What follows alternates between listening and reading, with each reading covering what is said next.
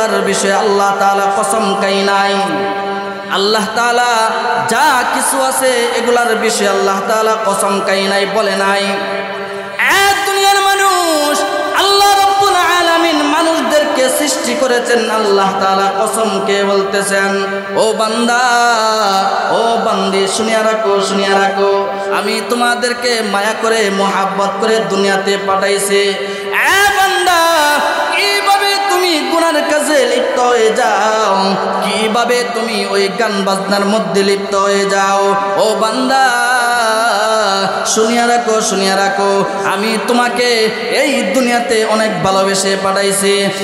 বান্দা, এই তামাম পৃথিবী আমি মাত্র 6 দিনে সৃষ্টি করেছি। আল্লাহ রাব্বুল আলামিন বলতেছেন, ফি সিত্তাতি আইয়াম।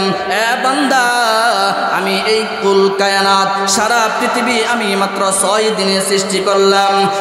বান্দা, বান্দি, আর তোমাকে আমি 6 দিনে নয়, 6 মাসে নয়, আমি তোমাকে 10 মাস 10 দিনে বানায় পাঠাইছি।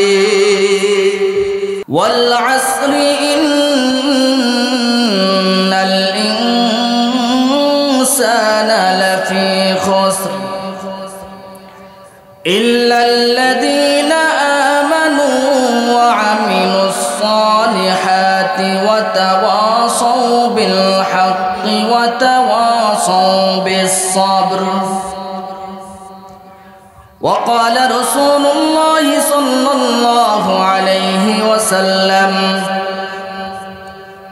المرأة إذا صلت خمسها وصامت شهرها وأحصنت فرجها وأطاعت بعلها فلتدخل من أي أبواب الجنة شاءت. وقال رسول الله صلى الله عليه وسلم: إن الله وملائكته يصلون على النبي يا أيها الذين آمنوا صلوا عليه وسلموا تسليما. সকলেই দুরূদ ইব্রাহিম পড়ি। اللهم صل على محمد وعلى آل محمد كما صليت على إبراهيم وعلى آل إبراهيم إنك حميد مجيد. اللهم بارك على محمد وعلى آل محمد كما باركت على إبراهيم وعلى آل إبراهيم إنك حميد مجيد. توحید کی امانت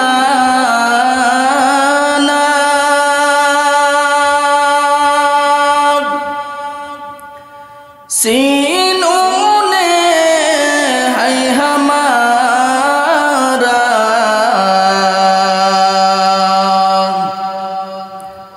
توحید کی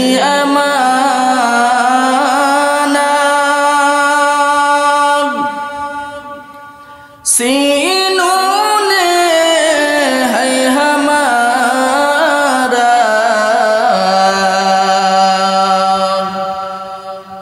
आसान ही मिठाना मामुनशा हमारा बलगल उला बिकमालिही कशफत दुजा बिजमालिही हसनत जमीउ खिसालिही सल्लु अलैहि व आलिही ला इलाहा इल्लल्लाह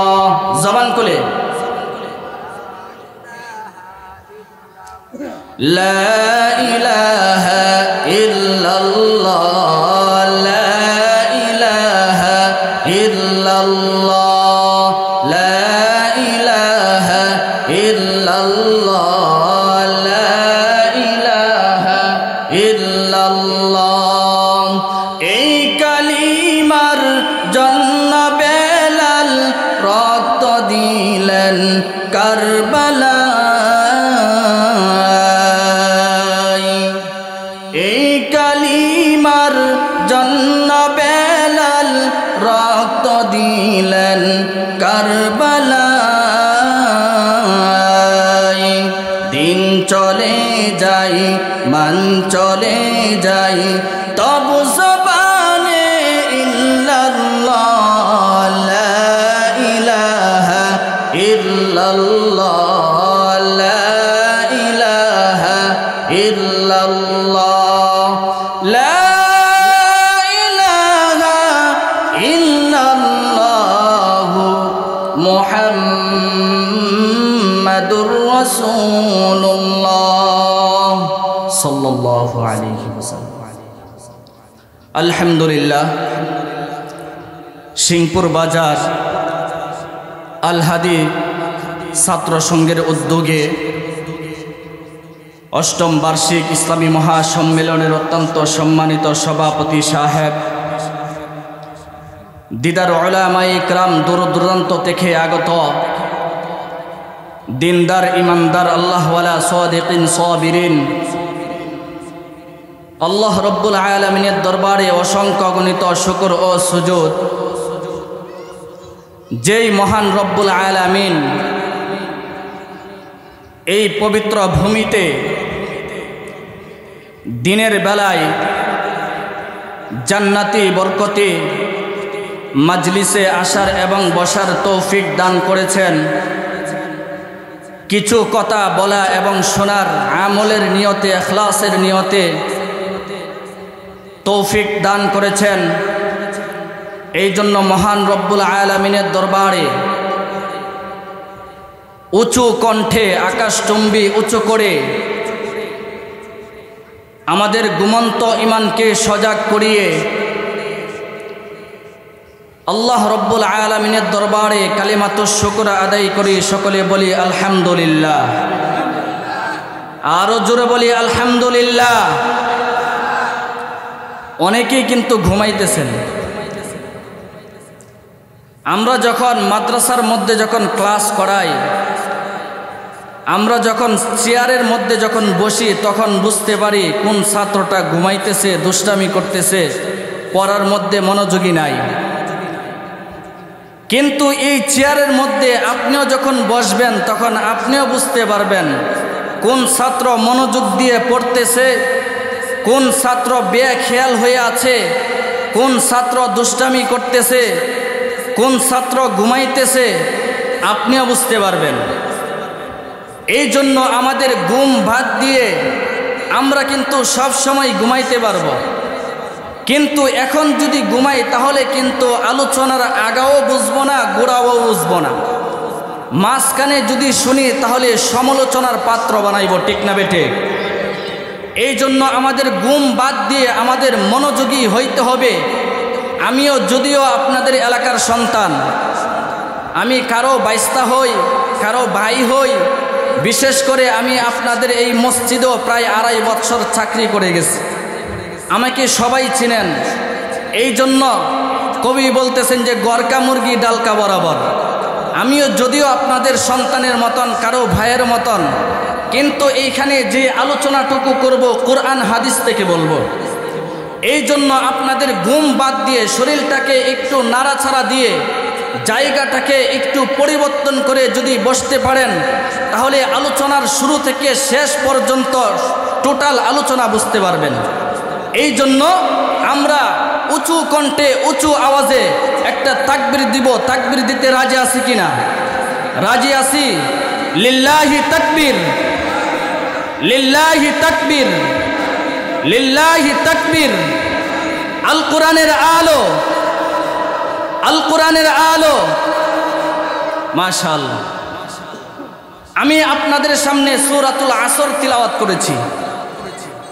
রাসূল সাল্লাল্লাহু আলাইহি ওয়াসাল্লামের হাদিসের ভান্ডার থেকে ছোট্ট একখানা হাদিসে কারিমা তিলাওয়াত করেছি। আমি যেই সূরাতুল আসর তিলাওয়াত করেছি, সূরাতুল আসরের মধ্যে ছোট এবং বড় মুসলমানদের জন্য, নারী এবং পুরুষ প্রত্যেকটা মানুষের জন্য 4টা কর্মসূচি রয়েছে। কয়টা? আমার কথার উত্তর দিতে হবে। কয়টা কর্মসূচি রয়েছে? 4টা। আমি যে হাদিস তিলাওয়াত করেছি এই হাদিসের মধ্যে শুধু মহিলাদের জন্য 4টা কর্মসূচি রয়েছে। কয়টা? টোটাল হলো কয়টা? 8টা। নারী এবং পুরুষ সূরাতুল আসরের মধ্যে 4টা কর্মসূচি, 4টা ঘোষণা। এই 4টা ঘোষণা, 4টা কর্মসূচি যদি মানতে পারি তাহলে আমার জন্য, আপনার জন্য জান্নাতে যাওয়ার জন্য যথেষ্ট। আর যে হাদিস তিলাওয়াত করেছি এই হাদিসের মধ্যে পুরুষের জন্য নয়, শুধু মহিলাদের জন্য 4টা কর্মসূচি রয়েছে। এই 4টা কর্মসূচি যদি কোনো মা বোন, কোনো মহিলারা যদি মানতে পারে, জান্নাতের মধ্যে যে 8টি দরজা রয়েছে নিজ ইচ্ছায়, নিজ জিম্মাদারি সে নিজে নিজে জান্নাতে প্রবেশ করতে পারে। এই 8টা কর্মসূচি আমরা শুনতে রাজি আছি কিনা? এই জন্য তার আগে আমাদের ভূমিকা স্বরূপ আমাদের বুঝতে হবে আল্লাহ তাআলা এই দুনিয়ার মধ্যে আমাদেরকে পাঠিয়েছেন আল্লাহ তাআলার হুকুম আহকাম মানার জন্য, নবীজি সাল্লাল্লাহু আলাইহি ওয়াসাল্লামের তরিকায় চলার জন্য। বাংলাদেশের মধ্যে মসজিদ অনেক বেশি, কিন্তু মুসল্লি কম। আমি যখন সৌদি আরবে যখন থাকি তখন সৌদি আরবের মানুষ সব কিছু জানে। আমার মসজিদে প্রায় সময় বলে মুরসালিন তাল, যখন সামনে যাই তখন বলি না, বলে মুরসালিন হাদা বাংলাদেশ মসজিদ জিয়াদা মুসল্লি শুআয়া। বলতেছে বাংলাদেশের মধ্যে মসজিদ বেশি কিন্তু মুসল্লি কম। এই যে বাংলাদেশের মধ্যে যে 560টি যে মসজিদ রয়েছে, মডেল মসজিদ, এটা কিন্তু সরকারের মাধ্যমে যদিও এসেছে, কিন্তু এটা মূলত বাংলাদেশের কওমির একজন সন্তান সৌদি আরব থেকে অনুদান এনেছে। এই সৌদি আরবের যে অনুদান এনেছে ওনার বাড়ি হচ্ছে চট্টগ্রাম বাঁশখালী। উনি বাংলাদেশের যে সৌদি আরবের যে সরকার রয়েছে এই সরকার মহোদয়ের কাছে উনি ওয়ারাকা দিয়েছেন, অর্থাৎ আমাদের বাংলাদেশে যেটাকে বলা হয় স্টাম্প অথবা দরখাস্ত। এই বাংলাদেশের চট্টগ্রাম বাঁশখালীর একজন কওমির সন্তান আলেম, উনি বলতেছে হুকুমাকে, সরকারকে, সরকার মহোদয় হাদা বাংলাদেশ হাফেজে কুরআন জিয়াদা, আলেম উলামা জিয়াদা, বাংলাদেশ মসজিদ ফি হাদা মসজিদ শুআয়া হাদা মিয়া মিয়া মসজিদ মাফি। বলতেছে সৌদি আর বাংলাদেশের মধ্যে মসজিদ আছে কিন্তু মসজিদ এত উন্নত না। মসজিদ বাংলাদেশের মানুষ গরিব, কিন্তু এই সৌদি আরব থেকে যদি বাংলাদেশের মধ্যে যদি এই সৌদি আরবের নমুনায় ক্যাটাগরির মাধ্যমে যদি সুন্দর সুন্দর মসজিদ দেওয়া হয় তাহলে বাংলাদেশের মুসল্লি আরও বেড়ে যাবে। এই কথা শুনে সৌদি আরবের হুকুমা বাংলাদেশের মধ্যে 560টি মসজিদ অনুদান দিয়েছেন, কিন্তু এই কথাগুলা বাংলাদেশের মানুষ প্রায় মানুষই জানে না। বাংলাদেশের মানুষ মনে করে যে বাংলাদেশের সরকার দিয়েছে, ভুল ধারণা। খোঁজ খবর নিয়ে দেখেন। এই জন্য বাংলাদেশের মধ্যে হাফেজ আলেম ওলামা অনেক বেশি। হাফেজ আলেম ওলামাদের ক্যাটাগরি অনুযায়ী এই বাংলাদেশের মধ্যে মুসলমান বেশি, কিন্তু হঠাৎ এক সময় দেখা যায় বাংলাদেশের কোরআনের উপরে আক্রমণ আসে, রাসূল সাল্লাল্লাহু আলাইহি ওয়াসাল্লামের উপর আক্রমণ আসে, আয়েশা রাদিয়াল্লাহু তাআলা আনহাকে গালি দেয়, কিন্তু মুসলমান এখনো ঘুমিয়ে আছে।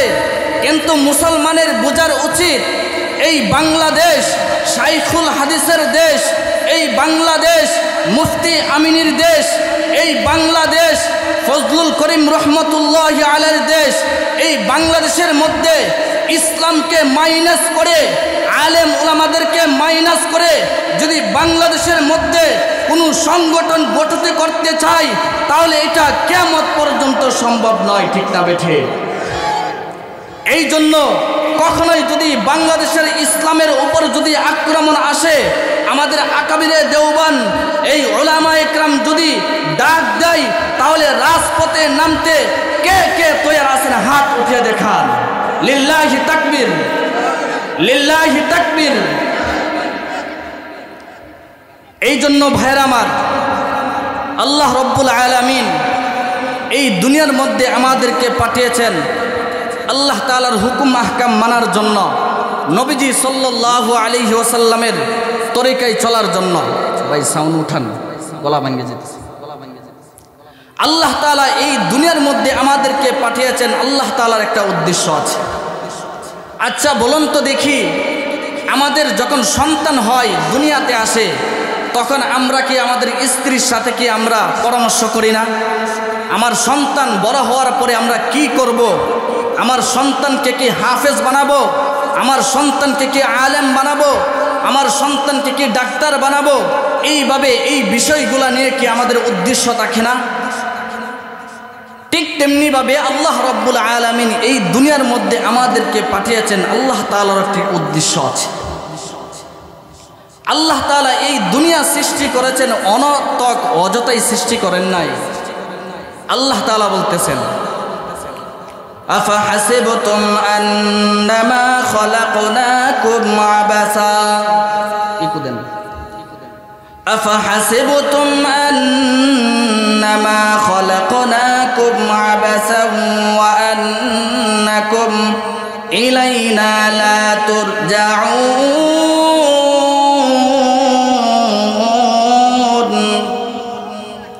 আল্লাহ তাআলা বলতেছেন, ও দুনিয়ার মানুষ, আমি কিন্তু এই দুনিয়া, এই তামাম পৃথিবী অনর্থক সৃষ্টি করি নাই।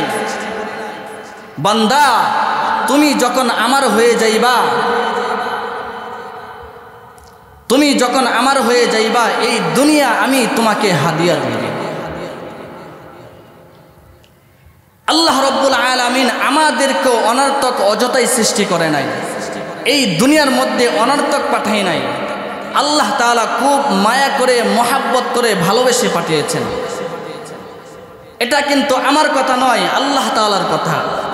আল্লাহ তাআলা সূরাতুত তিনের মধ্যে আল্লাহ তাআলা 4টা কসমকে দুনিয়ার মানুষদেরকে বুঝাইতেছেন, বুঝাচ্ছেন, আমি মানুষদেরকে নিজ হাতে মায়া করে, মহাব্বত করে দুনিয়াতে সুন্দর করে পাঠিয়েছি। এই জন্য ভাইরা আমার, আল্লাহ রাব্বুল আলামিন এই দুনিয়ার ব্যাপারে যা কিছু রয়েছে মানুষ ব্যতীত কসম খাই নাই। এই নদীর ব্যাপারে আল্লাহ তাআলা কসম খাই নাই। আর দুনিয়ার মানুষ, আল্লাহ রাব্বুল আলামিন গাছপালা তরুলতা রয়েছে, এগুলার বিষয়ে আল্লাহ তাআলা কসম খাই নাই। আল্লাহ তাআলা যা কিছু আছে এগুলার বিষয়ে আল্লাহ তাআলা কসম খাই নাই, বলে নাই। দুনিয়ার মানুষ, আল্লাহ রাব্বুল আলামিন মানুষদেরকে সৃষ্টি করেছেন, আল্লাহ তাআলা কসমকে বলতেছেন, ও বান্দা, ও বান্দি, শুনিয়া রাখো, শুনিয়া রাখো, আমি তোমাদেরকে মায়া করে, মহাব্বত করে দুনিয়াতে পাঠাইছি। বান্দা, কিভাবে তুমি গুনার কাজে লিপ্ত হয়ে যাও, কিভাবে তুমি ওই গান বাজনার মধ্যে লিপ্ত হয়ে যাও? ও বান্দা, শুনিয়া রাখো, শুনিয়া রাখো, আমি তোমাকে এই দুনিয়াতে অনেক ভালোবেসে পাঠাইছি। বান্দা, এই তামাম পৃথিবী আমি মাত্র 6 দিনে সৃষ্টি করেছি। আল্লাহ রাব্বুল আলামিন বলতেছেন, ফি সিত্তাতি আইয়াম। বান্দা, আমি এই কুল কায়নাত, সারা পৃথিবী আমি মাত্র 6 দিনে সৃষ্টি করলাম। বান্দা, বান্দি, আর তোমাকে আমি 6 দিনে নয়, 6 মাসে নয়, আমি তোমাকে 10 মাস 10 দিনে বানায় পাঠাইছি। আল্লাহ তাআলা এই কুল কায়নাত, এই তামাম পৃথিবী মাত্র 6 দিনে সৃষ্টি করেছেন। আল্লাহ তাআলা বলতেছেন, ফি সিত্তাতি আইয়াম। বান্দা, সিত্তা অর্থাৎ আরবিতে বলা হয় সিত্তা, 6 কে, ইয়াউম অর্থাৎ ইয়াউমকে বলা হয়, দিনকে বলা হয়। আল্লাহ তাআলা বলতেছেন, ফি সিত্তাতি আইয়াম। বান্দা, এই কুল কায়নাত, তামাম পৃথিবী আমি মাত্র 6 দিনে সৃষ্টি করেছি। আর তোমাকে আমি মায়া করে, মহাব্বত করে, আস্তে আস্তে অনেক ভালোবেসে আমি তোমাকে 10 10 মাস 10 দিনে বানায় দুনিয়াতে পাঠাইছে। এই জন্য ভাইরা আমার, আল্লাহ রাব্বুল আলামিন এই দুনিয়ার মধ্যে আমাদেরকে অনেক মায়া করে মোহাব্বত করে দুনিয়াতে পাঠাইছেন, অনেক সুন্দর করে পাঠিয়েছেন। আল্লাহ তাআলা বলতেছেন, এই জন্য ভাইরা আমার আল্লাহ রাব্বুল আলামিন বলতেছেন ওয়াত্তিনি ওয়াজ-যাইতুন, এ বান্দা জাইতুন ফলের কসম। আল্লাহ রাব্বুল আলামিন 3 ফলের কসম কে বলতেছেন, ওয়াত্তিন 3 ফলের কসম, ওয়াজ-যাইতুন জাইতুনের কসম আল্লাহ রাব্বুল আলামিন। তারপরে বলতেছেন ওয়াতুরি সিনিন সিনাই পর্বতের কসম। তারপরে আল্লাহ রাব্বুল আলামিন বলতেছেন ওয়াতুরি সিনিন ওয়া হাদাল বালাদিল আমিন, পবিত্র মক্কা নগরীর কসম। ভাইরা আমার, এই জন্য আল্লাহ রাব্বুল আলামিন পবিত্র কালামুল্লাহর মধ্যে 4টা কসমকে দুনিয়ার মানুষদেরকে বোঝাচ্ছেন আর বলতেছেন, বান্দারে দুনিয়ার মধ্যে যা কিছু রয়েছে আমি কোনো কিছুর ব্যাপারে আমি কসম খাই নাই, কিন্তু তোমাদেরকে দুনিয়ার মধ্যে পাঠাইছি, সুন্দর করে বানায় পাঠাইছি। আমি কসম এক এক করে 4টা কসমকে বললাম, এ বান্দা। তারপরে আল্লাহ রাব্বুল আলামিন বলতেছেন লাকাদ খালাকনাল ইনসানা ফি আহসানি তাকওয়িম। আল্লাহ রাব্বুল আলামিন বলতেছেন আমি মানব এবং দানবকে খুব সুন্দর করে বানায় পাঠাইছি। কে বলতেছেন? আল্লাহ তাআলা এক এক করে 4টা কসমকে আল্লাহ তাআলা বলতেছেন আমি দুনিয়ার মানুষদেরকে, মানব এবং দানবদেরকে খুব সুন্দর আকৃতি দিয়ে দুনিয়ার মধ্যে পাঠাইছি। এরপরে ভাইয়ের আমার, আল্লাহ রাব্বুল আলামিন এই দুনিয়ার মধ্যে আমাদেরকে কিসের জন্য পাঠাইছেন? আল্লাহ রাব্বুল আলামিন বলতেছেন ওয়া মা খালাকতুল জিন্না ওয়াল ইনসা ইল্লা লিয়াবুদুন। আল্লাহ রাব্বুল আলামিন বলেন আমি মানুষ এবং জিন জাতিকে এই দুনিয়ার মধ্যে পাঠাইছি আমার হুকুম মাহকাম মানার জন্য, নবীজি সাল্লাল্লাহু আলাইহি ওয়াসাল্লামের তরিকায় চলার জন্য। এ বান্দা, এত সুন্দর গঠন দিয়ে বানায় পাঠাইছি, ভালোবেসে মোহাব্বত করে দুনিয়ার মধ্যে পাঠাইছি। বান্দারে কিভাবে দুনিয়ার মধ্যে যাইয়া নাফরমানি করো, কিভাবে গুনার কাজের মধ্যে লিপ্ত হয়ে যাও, কিভাবে এই সুন্দর চক্ষু দিয়া তুমি সিডির ওই টেলিভিশন গুলা দেখো। এ বান্দা, শুনিয়ে রাখো, শুনিয়ে রাখো, কিয়ামতের দিন তোমার চক্ষু তোমার বিরুদ্ধে মামলা দায়ের করবে, তোমার এই হাত তোমার বিরুদ্ধে মামলা দায়ের করবে, তোমার পা তোমার বিরুদ্ধে মামলা দায়ের করবে। এ বান্দা, শুধু তাই নয়, আল্লাহ রাব্বুল আলামিন বলতেছেন আল ইয়াউমা নাখতিমু আলা আফওয়াহিহিম ওয়া তুকাল্লিমুনা আইদিহিম ওয়া তাশহাদু আরজুলুহুম বিমা কানু ইয়াকসিবুন। আল্লাহ রাব্বুল আলামিন বলেন বান্দারে, কুল কায়নাত যখন কিয়ামত হয়ে যাবে, এই দুনিয়ার সমস্ত কিছু যখন ধ্বংস হয়ে যাবে, এ বান্দা তুমি যখন আমার কাঠ গড়াই দাঁড়াইবা তখন কিন্তু তোমার মুখের মধ্যে আমি মোহর মেরে দিব। তুমি হাত দিয়া কি করছো, তোমার হাত তোমার বিরুদ্ধে সাক্ষী দিবে। এ বান্দা, তোমার চোখ তোমার বিরুদ্ধে আমার কাছে মামলা দায়ের করবে, তোমার জবান আমার তোমার বিরুদ্ধে আমার কাছে মামলা দায়ের করবে। শুধু তাই নয়, তুমি জুলুম করেছো, অত্যাচার করেছো, তুমি ক্ষমতার দাপট পেয়ে তুমি গরিব মানুষদেরকে তুমি মেরেছ, কিয়ামতের ময়দানে সব কিছু মামলা দায়ের করবে। শুধু তাই নয়, আল্লাহ রাব্বুল আলামিন বলতেছেন ইয়াউমা ইদিন তুহাদ্দিসু আখবারাহা বিআন্না রাব্বাকা আওহা লাহা। এ বান্দা, শুধু হাত পা নয়, জমিন পর্যন্ত তোমার বিরুদ্ধে মামলা দায়ের করবে। জমিনের উপরে থেকে আমার নাজ নিয়ামত তুমি বক্ষণ করে তুমি খেয়ে তুমি কি করেছ, নেক আমল করেছ নাকি গুনার কাজ করেছ। এ বান্দা, তখন কিন্তু ওই কিয়ামতের ময়দানে তুমি পালানোর কোনো জায়গা পাইবা না। দুনিয়ার নিজামের দিকে তাকাইলে দেখা যায় মা যখন রাগান্বিত হয়ে যায়, বাবা যখন রাগান্বিত হয়ে যায়, তার আত্মীয় স্বজন যখন পরিমাণ রাগান্বিত হয়ে যায়, এক গোষ্ঠী আর এক গোষ্ঠীর সাথে যখন ঝগড়া লেগে যায় তখন কিন্তু পালানোর একটা জায়গা থাকে, কিন্তু কিয়ামতের ময়দানে পালানোর কোনো জায়গা থাকবে না। জমিন পর্যন্ত তোমার বিরুদ্ধে মামলা দায়ের করবে, তোমাকে তুচ্ছ তুচ্ছ বলে আখ্যায়িত করবে। এই জন্য ভাইরা আমার, এখন থেকেই চিন্তা করতে হবে, আল্লাহ রাব্বুল আলামিন এই দুনিয়ার মধ্যে আমাদেরকে পাঠাইছেন আল্লাহ তাআলার হুকুম মাহকাম মানার জন্য, কবরের সামান তৈরি করার জন্য, কবরের সামান নিয়ে কবর দেশে যাওয়ার জন্য। আর যদি কবরের সামান যদি না নিয়ে যাইতে পারি রে, আপনার আমার কিন্তু কোনো উপায় থাকবে না। কবরের দুই পাটের মাটি এমনভাবে তোমাকে চাপ মারবে, তোমার এক পাজরের হাড় গিয়া অপর পাজরের হাড় দিয়া ঢুকে যাবে। এই জন্য ভাইয়ের আমার, এখন থেকেই চিন্তা করতে হবে, এই দুনিয়ার পলার ছট আমার কি করণীয়, কি বর্জনীয়, কি করতে হবে, কি ছাড়তে হবে।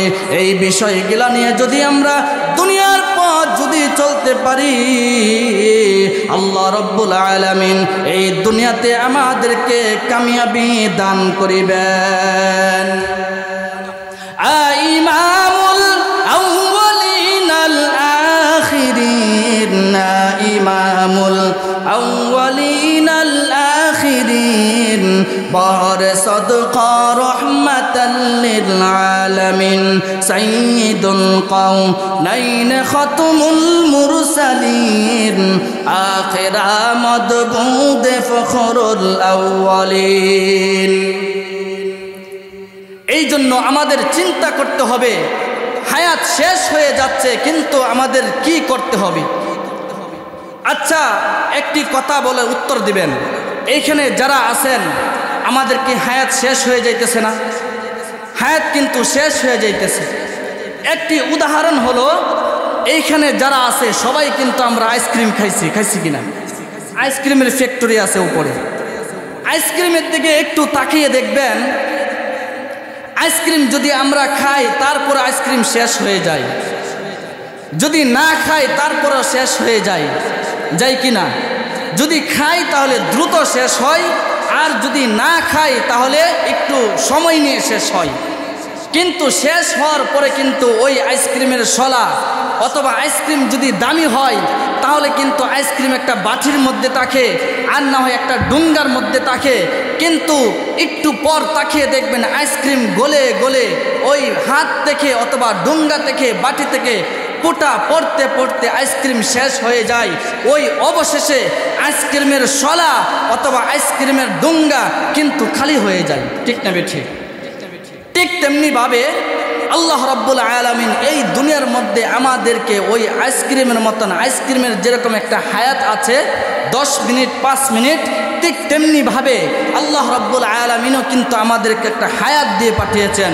আমরা যদি নেক আমল করি তারপর আমাদের হায়াত শেষ হয়ে যাচ্ছে, যদি না করি তারপর এই হায়াত শেষ হয়ে যাচ্ছে। অবশেষে ওই আইসক্রিমের শলা ওই ডুঙ্গার মতন আমার আপনার দেহটা আপনার ঘরের মধ্যে, আপনার উঠানের মধ্যে, ওই জমিনের মধ্যে পড়ে থাকবে, ঠিক না বেঠিক? এই জন্য হায়াত থাকতে থাকতে আমাদের হায়াতটাকে কাজে লাগাইতে হবে। কিছুদিন আগে আমাদের এই বাজারের মধ্যে যে মেলা হয়েছিল, বান্নি হয়েছিল, আমাদের মেলার মধ্যে ওই বান্নির মধ্যে কিন্তু ওই গুড়ি কিন্তু কম ওঠে, কিন্তু আমরা যেটা চিনি বা জানি ওই বাটি বরাটিয়া ওই যে মেলা হয় ওইটার মধ্যে গুড়ি কিন্তু অনেক বেশি ওঠে। আমরা ছোটবেলা যখন মাদ্রাসায় পড়তাম তখন ওই মাদ্রাসা থেকে একদম ছোট যে সময় ছিলাম তখন বাড়িতে আসতাম, আইসা কিন্তু ওই মেলা থেকে বান্নি থেকে গুড়ি আনতাম। আপনারা কি আনেন নাই? আনছেন। তারপরে কি করি আমরা, ওই খোলামেলা জায়গার মধ্যে অথবা এইখানের মধ্যে এসে আমরা ওই নাটাই কিনি অথবা নাটাই বানিয়ে কি করি, দুষ্টমাজির চল নিয়ে আমরা কি করি, যে সারের বোতল আছে এই বোতলটাকে আমরা ভাঙ্গি গুঁড়া করি, এটার মধ্যে আবার বালি মিক্স করে কি করি, এই সুতার মধ্যে লাগাই। কি জন্য? আরেক ভাইয়ের সুতা কাটার জন্য, ঠিক না বেঠে? কিন্তু ওই দুনিয়ার ওই জমিনের উপর থাকা বান্দা, কোনো মুসলমান কোনো ভাই যখন গুড়ি ওড়ানোর জন্য যখন নাটাই ওই গুড়ি নিয়ে যখন এই খোলামেলা জায়গার মধ্যে যখন চলে আসে, তখন হালকা হালকা কন কন বাতাসের মধ্যে যখন ওই জমিনের উপর থেকে যখন আকাশের মধ্যে যখন গুড়িগুলা ছেড়ে দেয়, তখন কিন্তু তাকিয়ে দেখবেন অনেকগুলা গুড়ি কিন্তু গিয়ে একদম বাঠির মতন বসে থাকে, আর অনেক গুড়ি কিন্তু কোণে ডান দিকে দৌড় মারে, কোণে বাম দিকে দৌড় মারে, কোণে উপরে উঠে যায়, কোণে নিচে নামে, এরকম করে কিনা? এই যেই গুড়িটা বাঠির মতন বসে থাকে, এটা হলো উদাহরণ, এক্সাম্পল। আর অনেক গুড়ি ডান দিকে বাম দিকে উপরে নিচে দৌড় মারে। এই জমিনের উপর থেকে যেই মালিক ওই সুতা ছেড়ে গুড়ি উড়াইতেছে, উনি কিন্তু রাগান্বিত হয়ে যায়। রাগান্বিত হয়ে সন্ধ্যা যখন ঘনিয়ে আসে, সূর্য যখন লাল আকৃতি ধারণ করে, তখন কিন্তু রাগান্বিত হইয়া কিন্তু ওই গুড়ি কিন্তু নাটার মধ্যে সুতা বলতে থাকে। বলতে বলতে যখন ওই সুতা যখন বলা শেষ হয়ে যায়, ওই গুড়ি যখন মালিকের মুইটের মধ্যে যখন চলে আসে, ইচ্ছা করলে কিন্তু ডান দিকে যাইতে পারে না, ইচ্ছা করলে কিন্তু বাম দিকে যাইতে পারে না, ইচ্ছা করলে কিন্তু উপরে উঠতে পারে না, ইচ্ছা করলে কিন্তু নিচে লাভ দিতে পারে না। ঠিক না বেঠে? এই জন্য ভাইয়ের আমার, আল্লাহ রাব্বুল আলামিন বলতেছেন, ও বান্দা, ও বান্দে, শুনিয়া রাখো, শুনিয়া রাখো, আমি ওই মালিকের মতন কিন্তু তোমাদের হায়াতের রশি দিয়া দুনিয়ার মধ্যে ছেড়ে দিলাম। এ বান্দা, এই গুড়ি যেরকম দুনিয়াতে ওই জমিনের উপর থেকে উপরে ওঠার পরে যখন ডান দিকে দৌড় মারে, কোনে বাম দিকে দৌড় মারে, কোনে উপরে উঠে যায়, কোনে নিচে লাভ দিয়ে নেমে পড়ে।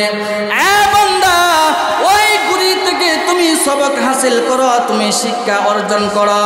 যখন এইরকম যখন ত্যক্ত বিরক্ত যখন করতে থাকে, মালিক যখন রাগান্বিত হইয়া যখন সুতা বলতে থাকে, ওই মালিকের মুইটের মধ্যে গুড়ি আসার পরে ইচ্ছা করলে কিন্তু ডান দিকে যাইতে পারে না, ইচ্ছা করলে কিন্তু বাম দিকে যাইতে পারে না, ইচ্ছা করলে কিন্তু উপরে উঠতে পারে না, ইচ্ছা করলে কিন্তু নিচে নামতে পারে না। এ বান্দা, আমিও তোমাদেরকে ওই মালিকের মতন আমি তোমাদের নাটাই থেকে সুতা ছেড়ে দিয়া দুনিয়ার মধ্যে পাঠাইলাম। বান্দারে, মালাকুল মউত আজরাইল আলাইহিস সালাতু ওয়াস সালামকে যখন পাঠাইয়া দেব, এ বান্দা, এ বান্দি, শুনিয়া রাখো, শুনিয়া রাখো, আমার মুইটের মধ্যে যখন চলে আসবা, ইচ্ছা করলে কিন্তু আর চুরি করতে পারবা না, ইচ্ছা করলে কিন্তু আর ডাকাতি করতে পারবা না, ইচ্ছা করলে কিন্তু আর জুলুম অত্যাচার করতে পারবা না, ইচ্ছা করলে কিন্তু আর জেল জুলুম এই বিষয়গুলো করতে পারবা না, ইচ্ছা করলে কিন্তু আর তুমি অন্যের বিষয়ে তুমি সমালোচনা করতে পারবা না। এ বান্দা, আর তোমার সব কিছু বাদুরি সব কিছু বন্ধ হয়ে যাবে।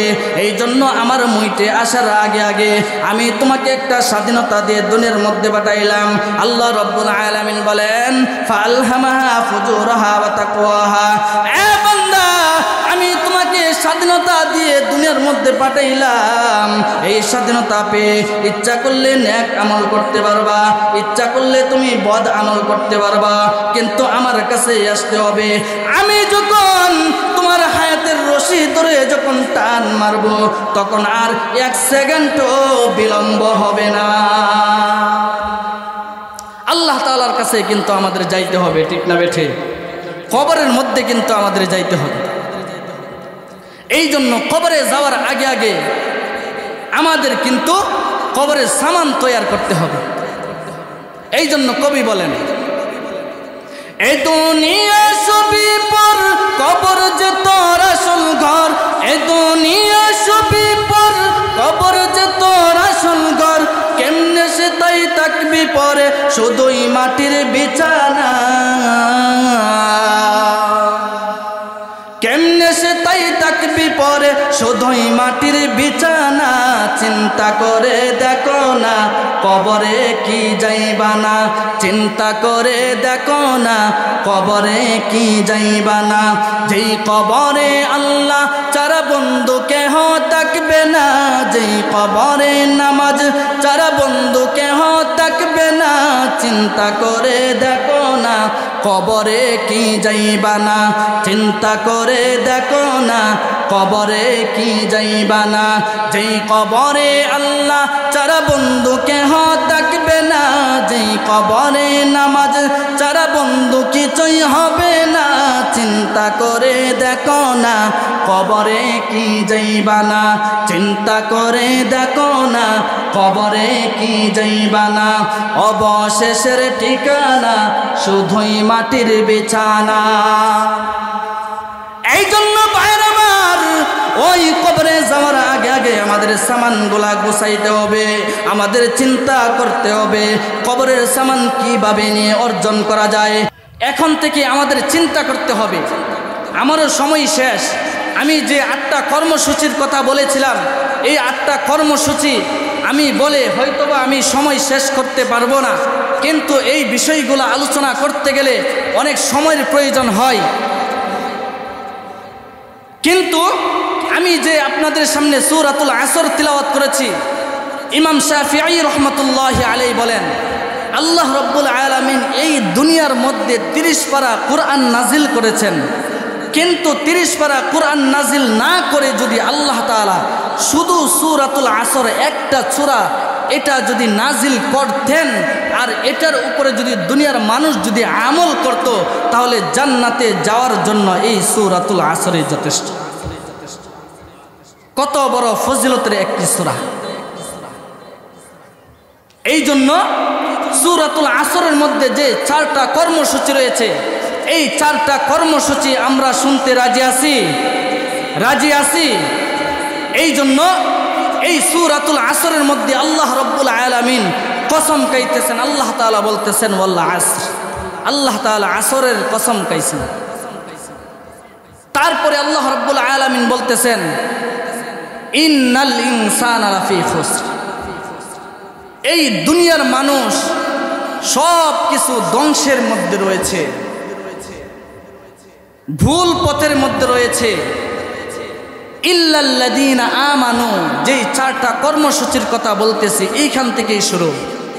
ইল্লাল্লাযীনা আমানু, আল্লাহ তাআলা এখানে ইল্লাহ ব্যবহার করেছেন। এই যে আমরা প্রায় সময় বলি কিন্তু, এই তোরে এই কাজটা দিছি, যদি করস, যদি অথবা কিন্তু যদি করস তাহলে তুই 500 টাকা পাইবি, কিন্তু যদি না করস তাহলে তোর জন্য শাস্তি আছে, পিটা আছে। আল্লাহ তাআলা ইল্লা দিয়ে এখানে কিন্তু যদি বুঝাইতেছেন। এই জন্য ভাইরা আমার, আমি আপনাদের সামনে যেই সূরাতুল আসর তিলাওয়াত করেছি, যেই 4টা কর্মসূচির কথা বলতে চেয়েছিলাম, এখান থেকে আল্লাহ তাআলা বলতেছেন ইল্লাল্লাযীনা আমানু, যারা ঈমান এনেছে।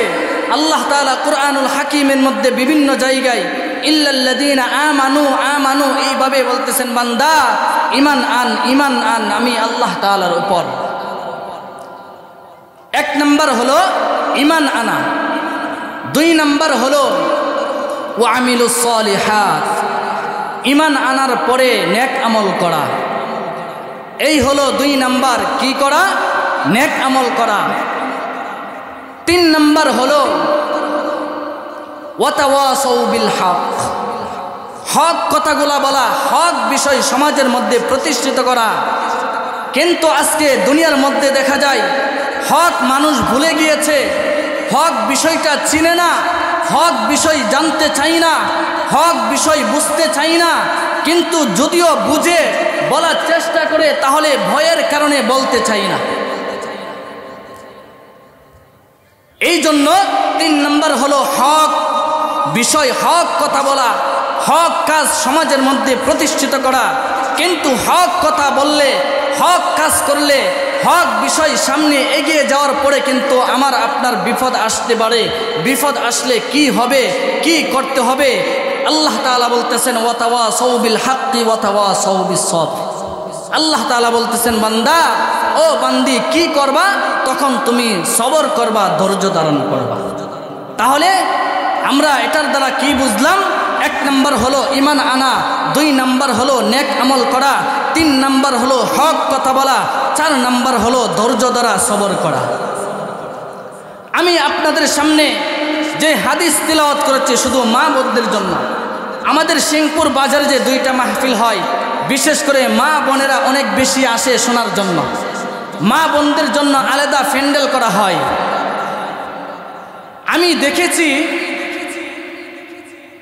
এই পুরুষ যতগুলা হয় না কেন, কিন্তু মা বোনেরা পর্যাপ্ত পরিমাণ হয়। উপরের মধ্যে যে মাঠ রয়েছে ভরপুর হয়ে যায়। এই জন্য আমি চিন্তা করলাম, অনেক জায়গায় অন্য হাদিস নিয়ে অনেক আলোচনা করি, কিন্তু আজকে এই আলোচনাটা করার খুব দরকার। আল্লাহ রাসূল সাল্লাল্লাহু আলাইহি ওয়াসাল্লাম বলতেছেন, قال رسول الله صلى الله عليه وسلم قال رسول الله صلى الله عليه وسلم المرأة إذا صلت خمسها وصامت شهرها وأحصنت فرجها وأطاعت بعلها فلتدخل من أي أبواب الجنة شاءت। আল্লাহ নবী বিশ্ব নবী রহমাতুল লিল আলামিন বলতেছেন, ও উম্মতিরা শুনিয়া রাখো, শুনিয়া রাখো, তোমাদের দুনিয়াতে কি করবা, কি করলে তোমরা জান্নাতে সহজে যাইতে পারবা। আমি রাসূল ঘোষণা দিলাম, তোমরা মাত্র 4টা কাজ করবা। 4টা কাজ যদি তোমরা পুঙ্খানুপুঙ্খানুভাবে আদায় করতে পারবা, দুনিয়ার মা বোনেরা, ও দুনিয়ার নারীরা, শুনিয়া রাখো, শুনিয়া রাখো, কয়টি কাজ? মাত্র 4টি কাজ। এই 4টা কাজ যদি তোমরা করতে পারো, তোমরা যদি সুন্দরভাবে মানতে পারো, তোমাদের যদি খেয়াল থাকে, এই খেয়াল থাকার পরে যদি তোমরা পালন করতে পারো, আল্লাহ রাব্বুল আলামিন তোমাদেরকে জান্নাত দিয়ে দিবেন। মা বোনেরা, শুধু তাই নয়, আল্লাহর নবী বিশ্ব নবী রহমাতুল লিল আলামিন বলতেছেন, জান্নাতের মধ্যে যাওয়ার জন্য যে 8টি দরজা রয়েছে, এই 8টা দরজা দিয়া অথবা যে কোনো একটি দরজা দিয়া তুমি নিজ জিম্মায় বেহেশতে প্রবেশ করতে পারবা। তার মধ্যে 1 নম্বর হলো, আল্লাহর নবী বিশ্ব নবী রহমাতুল লিল আলামিন বলেন, আল মারআতু ইদা সাল্লাত খামসাহা, ও দুনিয়ার উম্মতিরা শুনিয়া রাখো, শুনিয়া রাখো, 1 নম্বর হলো তোমরা 5 ওয়াক্ত নামাজ পড়বা। উম্মতিরা, শুধু তাই নয়, নামাজ পড়ার পরে আল মারআতু ইদা সাল্লাত খামসা ওয়া সামাত শাহরাহা, ও দুনিয়ার উম্মতিরা, ও দুনিয়ার নারীরা, ও দুনিয়ার মা বোনেরা, সামনে রমজান মাস আসতেছে। মাত্র 26 দিন পরে রমজানের সব কিছু পুঙ্খানুপুঙ্খানুভাবে আমল করতে হবে। দুনিয়ার নারীরা, ও মা বোনেরা, শুনিয়া রাখো, তাহলে তোমাদের কি করণীয়? 2 নম্বর হলো রমজানের রোজা রাখা। 1 নম্বর হলো 5 ওয়াক্ত নামাজ পড়া, 2 নম্বর হলো রমজানের রোজা রাখা, 3 নম্বর হলো আল্লাহর নবী বলতেছেন, আল মারআতু ইযা সাল্লাত খামসা ওয়া সামাত শাহরাহা ওয়া আহসানাত ফারজাহা ওয়া আতাআত বা'লাহা। দুনিয়ার নারীরা, ও দুনিয়ার মা বোনেরা, কি করবা, কি করবা? তোমাদের হলো তোমরা স্বামীর অনুগত্য করবা, স্বামীর মালামাল পাহারা দিবা। 4 নম্বর হলো ওয়া আতাআত বা'লাহা ফালতাদখুল মিন আইয়ি আবওয়াবিল জান্নাতি শাআত। আল্লাহর নবী বলেন, ও দুনিয়ার নারীরা, ও দুনিয়ার উম্মতিরা, শুনিয়া রাখো, শুনিয়া রাখো, তোমরা কি করবা? 4 নম্বর হলো তোমরা পুঙ্খানুপুঙ্খানুভাবে পর্দা করবা। তাহলে 1 নম্বর হলো তোমরা 5 ওয়াক্ত নামাজ পড়বা, 2 নম্বর হলো রমজানের রোজা রাখবা, 3 নম্বর হলো স্বামীর অনুগত্য করবা, স্বামীর মালামাল পাহারা দিবা, 4 নম্বর হলো তোমরা পর্দা করবা। এখন বর্তমান সমাজের মধ্যে দেখা যায়, পর্দা করে দূরের কথা, বিআই সাহেব যখন বাড়িতে চলে আসে, তখন কিন্তু বিয়ের আগে কিন্তু সর্বপ্রথম দরজাটা কিন্তু বিআইনি খুলে দেয়। ঠিক না বেঠে? বিআইনি কিন্তু খুলে দেয়। বিআই যদি দেয় 10 টাকায়, তাহলে ওই বিআইন আরও 5টা ওই দ্রুত তার স্পিড আরও বেশি বাড়াইয়া বলে, বিআই কেমন আছেন, আপনার বাড়ির সবাই কেমন আছে? কিন্তু তার যে কণ্ঠের পর্দা রয়েছে, সেই বিষয়গুলা সে জানে না। যদিও জানে, সে আমল করে না, আমল করার চেষ্টাও করে না। এই জন্য ও দুনিয়ার নারীরা, শুনিয়া রাখো, তোমাদের কণ্ঠের ও পর্দা আছে, তোমাদের এই বিষয়গুলা তোমাদের মাথায় রাখতে হবে। ও দুনিয়ার মা বোনেরা, ও দুনিয়ার নারীরা, গুনাহ করবা তুমি, 4 পুরুষ জাহান্নামে যাবে। নামাজ পড়বা না তুমি, 4 পুরুষ জাহান্নামে যাবে। তুমি ওই নামার মধ্যে তুমি মুঠটা দিতে আসবা, 4 পুরুষ জাহান্নামে যাবে। তুমি 6টা দিতে আসবা, 4 পুরুষ জাহান্নামে যাবে। তুমি ঝগড়া করবা, 4 পুরুষ জাহান্নামে যাবে। তুমি যা কিছু বেপরদায়ীভাবে চলো, 4 পুরুষ কিন্তু জাহান্নামে যাবে। তার মধ্যে এই 4 পুরুষের মধ্যে তার সর্বপ্রথম হলো তার বাবা জাহান্নামে যাবে। তার বাবা জাহান্নামে যাবে। 10 মিনিট সময় আছে, 10 মিনিটের মধ্যে আলোচনা শেষ করব ইনশাআল্লাহ। এই 4 পুরুষের মধ্যে কিন্তু এখন প্রশ্ন হতে পারে, হুজুর গুনাহ করবে নারী, 4 পুরুষ কেন জাহান্নামে যাবে?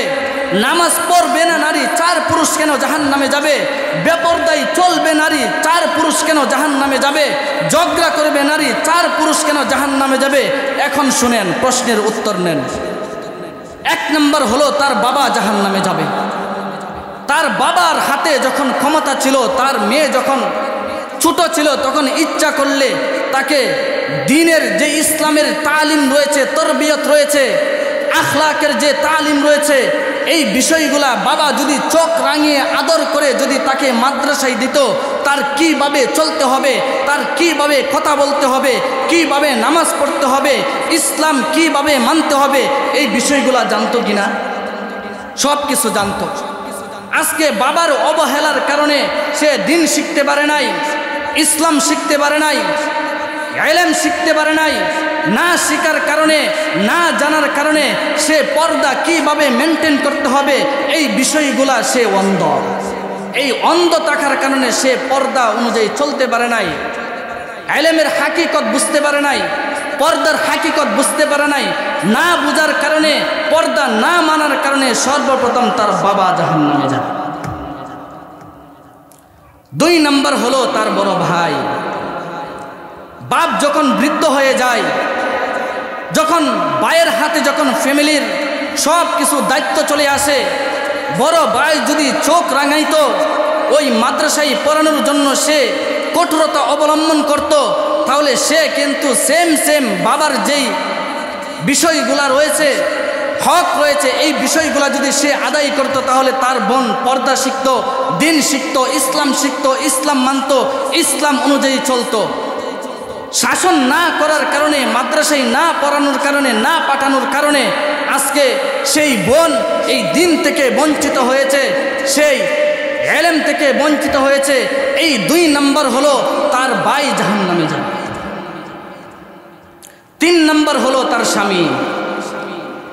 বাবার ঘর থেকে কোনো নারী যখন চলে আসে, আসার পরে তার স্বামী যদি চেষ্টা করত, যদি চোখ রাঙাইতো, তাহলে তাকে কিন্তু ইচ্ছা করলে পর্দার মধ্যে রাখতে পারত।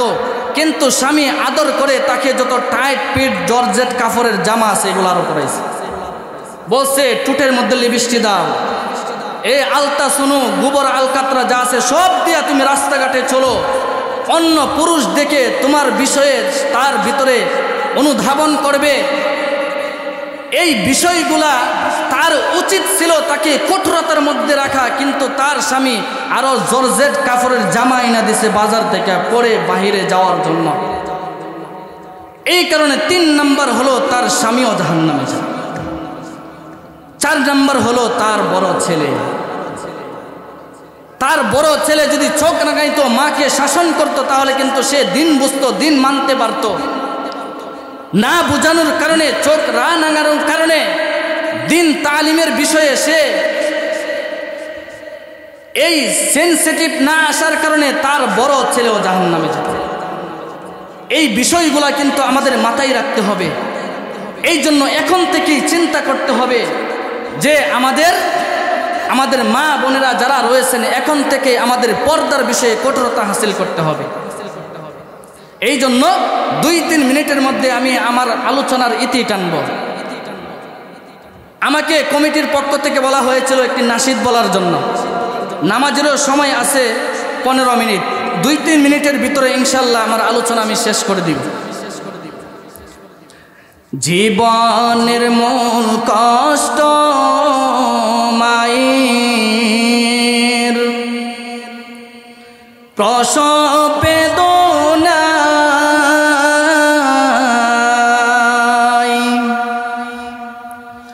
7 আসমান 7 জমিন তখন